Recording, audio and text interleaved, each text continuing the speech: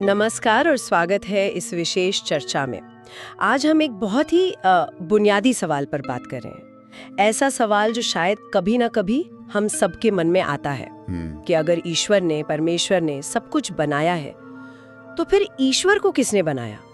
क्या वो भी किसी रचना का हिस्सा है या फिर वो हमेशा से है, जन्म और रचना से मतलब परे? तो इसी गहरे सवाल को समझने के लिए आज हमारे पास एक स्रोत सामग्री है, the uncreated God, Kabir sahibs divine revelation, और इसमें संत रामपाल जी महाराज द्वारा दिया गया ज्ञान भी शामिल है।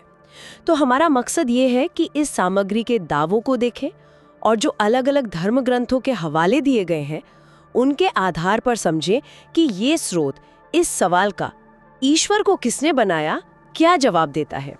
क्योंकि अक्सर जब ये सवाल उठता है तो जवाब या तो मिलते नहीं या फिर मतलब बड़े गोलमोल होते हैं। चलिए आज इस खास सामग्री के नजरिए से देखते हैं कि क्या कोई स्पष्ट तस्वीर मिलती है। तो शुरुआत करते हैं आम धारणाओं से और उस भ्रम से जो अक्सर पैदा होता है। बिल्कुल, देखिए बात यह है कि अलग अलग मजहबों में, धर्मों में ईश्वर या बनाने वाले की अवधारणा अलग अलग है और दुनिया कैसे बनी इस पर भी अलग मान्यताएं हैं। जैसे अगर हम हिंदू मान्यताओं को देखें तो ब्रह्मा जी को सृष्टिकर्ता मानते हैं, विष्णु जी को पालक, शिव जी को संहारक। हाँ, त्रिदेव की अवधारणा जी। वैसे इस्लाम में अल्लाह को पूरी कायनात का खालिक, बनाने वाला माना जाता है। ईसाई धर्म में गॉड को, सिख धर्म में वाहिगुरु को सच्चा सृजनहार कहा गया है। सही है। लेकिन असली उलझन, वो भ्रम की स्थिति, वो तब बनती है जब ये पूछा जाता है, अच्छा तो फिर इन सबको मतलब ईश्वर को किसने बनाया? तो जो आम जवाब सुनने को मिलता है वो यही होता है, अरे ईश्वर तो हमेशा से हैं, अनादि हैं, उन्हें कोई बना नहीं सकता। हाँ, यही सुना है ज्यादातर। पर जैसा कि ये स्रोत सामग्री कोशिश करती है बताने की, असल सवाल यह है कि हम किस ईश्वर की बात कर रहे हैं। क्या हम ब्रह्मा, विष्णु, शिव की बात कर रहे हैं, या अल्लाह की, या गॉड की, या फिर कोई ऐसी परम शक्ति है जो इन सबसे भी ऊपर है, इन सबसे परे है? ये स्रोत सामग्री इसी नुक्ते पर, इसी पॉइंट पर अपनी एक व्याख्या रखती है। अच्छा, तो ये स्रोत सामग्री जिसमें संत रामपाल जी महाराज के ज्ञान का हवाला है, वो इस सवाल का क्या सीधा जवाब देती है? देखिए, ये सामग्री एक बहुत ही साफ और सीधा दावा करती है। क्या दावा? दावा यह है कि सच्चा और परम ईश्वर जिसने असल में सब कुछ बनाया है वो कबीर साहब हैं। कबीर साहब? जी हाँ। इस सामग्री के अनुसार परमेश्वर कबीर ही स्वयंभू हैं। स्वयंभू मतलब वो स्वयं प्रकट हुए, वो शाश्वत हैं, हमेशा से थे, हमेशा रहेंगे, और जन्म मृत्यु का जो चक्र है उससे पूरी तरह से बाहर हैं। उन्हें किसी ने नहीं बनाया, बल्कि उन्होंने ही बाकी सब कुछ बनाया है, ऐसा ये स्रोत कहता है। क्या स्रोत में कबीर साहब के अपने शब्द भी दिए गए हैं इसके बारे में? हाँ, दिए हैं। स्रोत में कबीर साहब के हवाले से कथन है कुछ इस तरह से कि मैं किसी माँ के गर्भ से पैदा नहीं हुआ, मैं वो शाश्वत परम सत्ता हूँ, मैंने अकेले ही इस सारे ब्रह्मांड को रचा है। ये तो बहुत ही बड़ा और सीधा दावा है। बिल्कुल। और स्रोत ये भी कहता है कि इस दावे को अलग अलग पवित्र धर्म ग्रंथों से साबित किया जा सकता है। ये तो वाकई दिलचस्प बात है। तो फिर देखते हैं कि ये सामग्री कौन कौन से धर्म ग्रंथों को सबूत के तौर पर पेश करती है। वेदों से शुरू करें, उन्हें तो बहुत प्राचीन माना जाता है। स्रोत क्या कहता है वेदों के बारे में? हाँ, देखिए, इस स्रोत सामग्री का तरीका यह है कि ये अलग अलग धर्म ग्रंथों से कुछ चुने हुए हिस्से लेती है और फिर उनकी एक खास तरह से व्याख्या करती है, ये दिखाने के लिए कि वो सब आखिर में परमेश्वर कबीर की तरफ इशारा कर रहे हैं। अच्छा, कहते हैं इसके मुताबिक इस सूक्त में ये बताया गया है कि ये जो सारी सृष्टि है वो उसी एक परम पुरुष यानी परम सत्ता से पैदा हुई है। इसी तरह अथर्ववेद के कांड 4 सूक्त 1 मंत्र 7 का हवाला दिया गया है। उसमें बताया है कि वो परमेश्वर अमर है, हमेशा रहने वाला है और स्वयंभू है, मतलब उसे किसी ने बनाया नहीं। स्वयंभू यानी खुद से अस्तित्व में। जी। और यजुर्वेद के अध्याय 5 मंत्र 32 के बारे में ये कहा गया है कि वो परमेश्वर सबका मालिक है, कंट्रोलर है और पापों का नाश करके सबकी रक्षा करने वाला है। तो इस स्रोत के विश्लेषण के हिसाब से वेद खुद ही ये गवाही दे रहे हैं कि एक सच्चा परमेश्वर है जो बनाया नहीं गया, वो अनादि है। ठीक है। वेदों के बाद श्रीमद् भगवद गीता। गीता के बारे में रीस स्रोत इसी विचार को कैसे दिखाता है? गीता तो खैर बहुत ही ज्यादा पढ़ी और मानी जाती है। बिल्कुल बिल्कुल। स्रोत भगवद गीता के अध्याय 15 पर खास ध्यान देता है। श्लोक 16 और 17 पर। इस व्याख्या के अनुसार यहाँ 2 तरह के पुरुष या सत्ताओं का जिक्र है। 2 तरह के। हाँ, पहला है क्षर पुरुष। क्षर का मतलब होता है नाशवान। स्रोत कहता है कि इस कैटेगरी में ब्रह्मा, विष्णु, शिव और एक और सत्ता है काल ब्रह्म, जिसका जिक्र आगे आएगा। वो और उनके लोगों के सारे प्राणी सब नाशवान हैं। अच्छा, ये सब नाशवान हैं। स्रोत के अनुसार, हाँ। फिर दूसरा है अक्षर पुरुष। इसका मतलब है अविनाशी, लेकिन स्रोत कहता है कि ये भी वो परम सत्ता नहीं है। फिर श्लोक 17 में कहा गया है कि इन दोनों से भी उत्तम, इन दोनों से भी श्रेष्ठ पुरुष तो कोई और ही है। कोई तीसरा? जी हाँ, तीसरा, जिसे परम अक्षर पुरुष या पुरुषोत्तम कहा गया है, जो तीनों लोकों में आकर सबका पालन पोषण करता है, और वही असल में अविनाशी परमेश्वर है।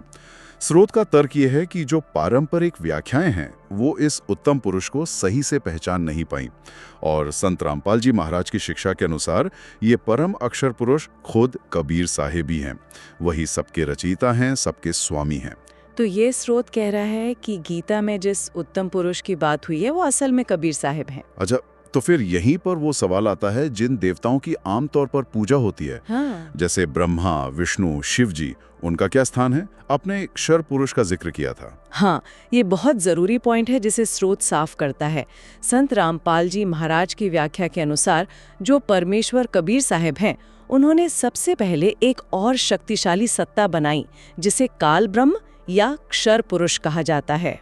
काल ब्रह्म, जी। स्रोत इस काल ब्रह्म की पहचान करता है गीता के अध्याय 11 श्लोक 32 से, जहां कृष्ण अर्जुन को अपना विराट रूप दिखाते हैं और कहते हैं कि मैं लोकों का नाश करने वाला बड़ा हुआ काल हूं।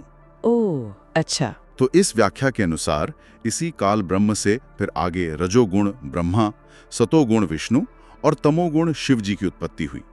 ये तीनों देवता एक तरह से काल ब्रह्म के जो 21 ब्रह्मांड हैं, उनके अंदर सृष्टि करने, स्थिति बनाए रखने और संहार करने के अलग अलग डिपार्टमेंट के मिनिस्टर जैसे हैं। मिनिस्टर जैसे? ये दिलचस्प नजरिया है। हाँ, लेकिन स्रोत इस बात पर बहुत जोर देता है कि ब्रह्मा, विष्णु और शिव ये खुद भी जन्म मृत्यु के चक्कर में हैं। वे नाशवान हैं, यानी क्षर हैं, और इसीलिए वो किसी को पूर्ण मोक्ष नहीं दे सकते। तो उन्हें भी बनाया गया है? इस व्याख्या के अनुसार हाँ, उन्हें परमेश्वर कबीर द्वारा रचे गए काल ब्रह्म ने उत्पन्न किया है। सिर्फ कबीर साहिब ही, जो परम अक्षर पुरुष हैं, वो जन्म, मृत्यु और काल के बंधन से परे हैं, और वही मोक्ष दे सकते हैं, ऐसा इस स्रोत का दावा है। ये व्याख्या तो त्रिदेवों की भूमिका को बिल्कुल अलग ही रोशनी में रखती हैं। अच्छा, ये तो हुई हिंदू ग्रंथों की बात। स्रोत के हिसाब से क्या बाइबल और कुरान शरीफ में भी ऐसे इशारे मिलते हैं? जी हाँ, स्रोत का यही कहना है कि इन पवित्र किताबों में भी उसी एक अनादि स्वयंभू परमेश्वर के ही संकेत हैं। बाइबल के बारे में ये उत्पत्ति ग्रंथ यानी जेनेसिस के पहले ही वाक्य का हवाला देता है। एक आदि में परमेश्वर ने आकाश और पृथ्वी की सृष्टि की। यहां आदि में पर जोर है, मतलब परमेश्वर सृष्टि से भी पहले था। हाँ, सृष्टि से पहले। बिल्कुल। और साथ ही यशाया की किताब अध्याय 40 वचन 28 का जिक्र है। क्या तुम नहीं जानते, क्या तुमने नहीं सुना? यहोवा सनातन परमेश्वर और पृथ्वी भर का सृजनहार है। वो न थकता है और न श्रमित होता है। स्रोत के अनुसार यह साफ करता है कि बाइबल का ईश्वर भी शाश्वत है, अनादि है, खुद सृष्टि करता है, उसे किसी ने नहीं बनाया। और पवित्र कुरान शरीफ के बारे में यह सामग्री क्या बताती है? कुरान शरीफ के लिए स्रोत सूरह अल फुरकान, जो 25वीं सूरह है, उसकी आयत 59 का हवाला देता है। उसमें कहा गया है, वो अल्लाह ताला ही है जिसने आसमानों और जमीन को और जो कुछ उनके बीच में है 6 दिनों में पैदा किया, फिर वो अर्श यानी सिंहासन पर विराजमान हुआ। स्रोत इस अल्लाह ताला या अल्लाह कबीर को ही कबीर साहिब मानता है। अल्लाह कबीर? जी, स्रोत ये शब्द इस्तेमाल करता है। इसके अलावा सूरह यासीन 36वीं सूरह आयत 81 का भी जिक्र है। क्या वो अल्लाह जिसने आसमानों और ज़मीन को पैदा किया इस पर कादिर नहीं कि उन जैसों को दोबारा पैदा कर सके? क्यों नहीं? और वो तो बड़ा पैदा करने वाला, सब कुछ जानने वाला है। तो इस विश्लेषण का नतीजा ये है कि कुरान भी एक ऐसे अल्लाह की बात करती है जो सबसे बड़ा बनाने वाला है, अल खल्लाक है, और वो खुद किसी के द्वारा बनाया नहीं गया, वो हमेशा से है। वेद, गीता, बाइबल, कुरान, स्रोत में काफी अलग अलग परंपराओं के ग्रंथों से अपने तर्क दिए हैं। क्या सिख धर्म के पवित्र ग्रंथ श्री गुरु ग्रंथ साहिब जी के बारे में भी कुछ कहा गया है? हाँ, गुरु ग्रंथ साहिब जी का भी बहुत महत्वपूर्ण हवाला दिया गया है। सबसे पहले तो जपजी साहिब की जो मूल मंत्र वाली प्रसिद्ध पंक्ति है, एक अंकार सतनाम कर्ता पुरख निर्भव निर्वैरो अकाल मूरत अजूनी सैभम गुर प्रसाद। जप आज सच जुगाद सच है भी सच नानक होसी भी सच। जी, मूल मंत्र। श्रोत इसका अर्थ बताता है कि वो एक परम सत्ता ओंकार ही सत्य नाम वाला है, वही सबका करता है मतलब बनाने वाला। वो निरभव भय रहित निर्वैर वैर रहित अकाल मूरत काल से परे अजूनी जन्म रहित और सैभम यानी स्वयंभू है, और वो गुरु की कृपा से मिलता है। वो आदि में सच था, युगों के शुरू में सच था, अभी भी सच है, और गुरु नानक देव जी कहते हैं कि वो आगे भी सच रहेगा। तो ये उसकी हमेशा रहने वाली प्रकृति और स्वयंभू होने को दिखाता है। बिल्कुल, अजूनी सैभम जन्म रहित और स्वयंभू। जी, इसके अलावा श्रोत श्री गुरु ग्रंथ साहिब के पृष्ठ 870 यानी अंग 870 पर राग गोंड में भगत कबीर जी के शब्द का सीधा प्रमाण देता है। वहां लिखा है, सुनो सखी पियो मही जीवन मोर, कोटि जौहरी जौहर समसरी बिरहु न सके जोर, पहला रहाओ कबीर तू ही सुल्तानू अलख निरंजनू तेरा अंतु न पारावारो। कबीर तू ही सुल्तानू। हाँ, इस सामग्री के अनुसार यहाँ साफ तौर पर कबीर साहब को सुल्तान यानी बादशाह कहा गया है। अलख निरंजन कहा गया है जो देखा ना जा सके और माया से परे हों और जिसका कोई अंत या सीमा नहीं है। श्रोत इसे कबीर साहब के ही परमेश्वर होने का एकदम प्रत्यक्ष प्रमाण मानता है। ये देखना बहुत दिलचस्प है कि ये सामग्री कैसे अलग-अलग धार्मिक ग्रंथों के हिस्सों को जोड़कर एक ही नतीजे पर पहुंचने की कोशिश कर रही है। श्रोत में कबीर साहब के पृथ्वी पर आने का भी जिक्र है, उसके बारे में क्या जानकारी है? हाँ, ये भी श्रोत का एक अहम हिस्सा है। ये सामग्री बताती है कि परमेश्वर कबीर साहब खूब सतलोक से चलकर सन 1398 में यानी विक्रमी संवत 1455 में भारत के काशी शहर में आए थे। वाराणसी में लहरतारा तालाब में एक खिले हुए कमल के फूल पर शिशु रूप में प्रकट हुए थे। कमल के फूल पर? जी हाँ, शिशु रूप में। और खास बात यह है श्रोत के अनुसार कि वो किसी माँ के गर्भ से पैदा नहीं हुए, इसीलिए अजूनी हैं, जन्म रहित। उनका पालन पोषण फिर नीरू और नीमा नाम के एक निसंतान जुलाहा दंपत्ति ने किया। अच्छा, पालन पोषण उन्होंने किया। जी, और वो समाज में एक आम जुलाहे मतलब बुनकर की तरह ही रहे। लेकिन इस सामग्री के अनुसार उन्होंने समय समय पर बहुत से दिव्य चमत्कार दिखाए, लीलाएं की, ताकि लोग पहचान सकें कि वही पूर्ण परमात्मा है। उन्होंने खुले तौर पर यह घोषणा भी की, मैं ही वो हमेशा रहने वाला ईश्वर हूं, मुझे किसी ने नहीं बनाया। मैं नहीं, सब प्राणियों को, लोगों को, ब्रह्मांडों को और यहां तक कि उन देवी देवताओं को भी बनाया है जिनकी तुम पूजा करते हो। स्रोत ये भी बताता है कि जब उस समय के जो धार्मिक नेता थे, पंडित, मुल्ला और यहां तक कि दिल्ली का शासक सिकंदर लोधी भी, जब उन्होंने उनकी परीक्षा लेनी चाहिए या विरोध किया। हाँ, विरोध तो हुआ होगा। बिल्कुल, तो कबीर साहब ने अपनी अलौकिक शक्तियों को प्रकट किया। तो इस विश्लेषण के अनुसार उन्होंने ये साबित किया कि जो अनादि अजन्मा स्वयंभू परमेश्वर हैं, वो स्वयं कबीर ही हैं जो धरती पर अपनी लीला करने आए थे। तो इस पूरी चर्चा का जो इस श्रोत सामग्री पर आधारित है, इसका आध्यात्मिक स्तर पर देखा जाए तो मुख्य संदेश या सीख क्या है? देखिए, सामग्री का सार निचोड़ यही निकलता है कि परमेश्वर कबीर साहब के अलावा जितने भी दूसरे देवी देवता हैं या ईश्वर के रूप माने जाते हैं या आध्यात्मिक गुरु हैं, वो सब किसी न किसी के द्वारा बनाए गए हैं और वो खुद जन्म मृत्यु के चक्कर में और कर्मों के बंधन में बंधे हुए हैं। अच्छा, इसलिए वो अपने मानने वालों को पूर्ण मोक्ष यानी हमेशा के लिए मुक्ति नहीं दिला सकते। केवल वही अनादि स्वयंभू परमेश्वर जिसे इस श्रोत में कबीर साहब के रूप में पहचाना गया है, वही जन्म मरण के इस कभी ना खत्म होने वाले चक्र से छुटकारा दिला सकता है और उस शाश्वत स्थान जिसे सतलोक कहा गया है, उसका सुख दे सकता है, जहां जाने के बाद जीव वापस इस दुखों वाले संसार में नहीं आता। पूर्ण मोक्ष की बात। जी, और ये सामग्री ये भी बहुत जोर देकर कहती है कि असल में सभी धर्मों के जो पवित्र ग्रंथ हैं, वो उसी एक परमेश्वर की महिमा गाते हैं, उसी की तरफ इशारा करते हैं। भले ही समय के साथ ज्ञान छुपा दिया गया हो या गलत व्याख्याओं से भ्रम फैल गया हो। अच्छा, तो ग्रंथों में संकेत उसी एक के हैं। स्रोत यही कहता है। और संत रामपाल जी महाराज ने इस स्रोत के अनुसार उसी भूले हुए सच्चे ज्ञान को और उस परमेश्वर की सच्ची भक्ति की विधि को फिर से उजागर किया है। इस विश्लेषण के मुताबिक केवल एक पूर्ण संत से, जिसे यहाँ संत रामपाल जी महाराज बताया गया है, नाम दीक्षा लेकर और उनके दिए हुए जो सच्चे मुक्ति मंत्र हैं, जिन्हें स्रोत में सतनाम और सारनाम कहा गया है, उनका जाप करने से और मर्यादा में रहकर भक्ति करने से ही पूर्ण मोक्ष मिल सकता है।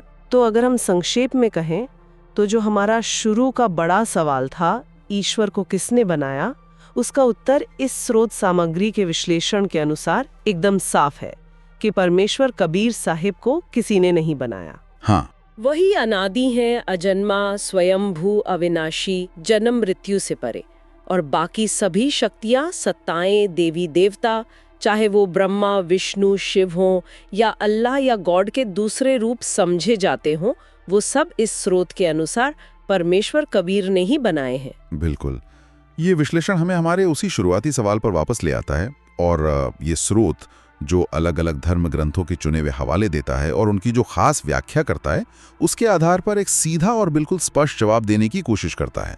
इस सामग्री का जो अंतिम निष्कर्ष है वो यही है कि परम सत्य को जानना है, जन्म मृत्यु के इस दुखदायी चक्कर से हमेशा के लिए छूटना है और असली हमेशा रहने वाली शांति और सुख पाना है। तो व्यक्ति को उसी अनादि परमेश्वर कबीर की शरण लेनी चाहिए, जिसका मार्ग संत रामपाल जी महाराज बताते हैं।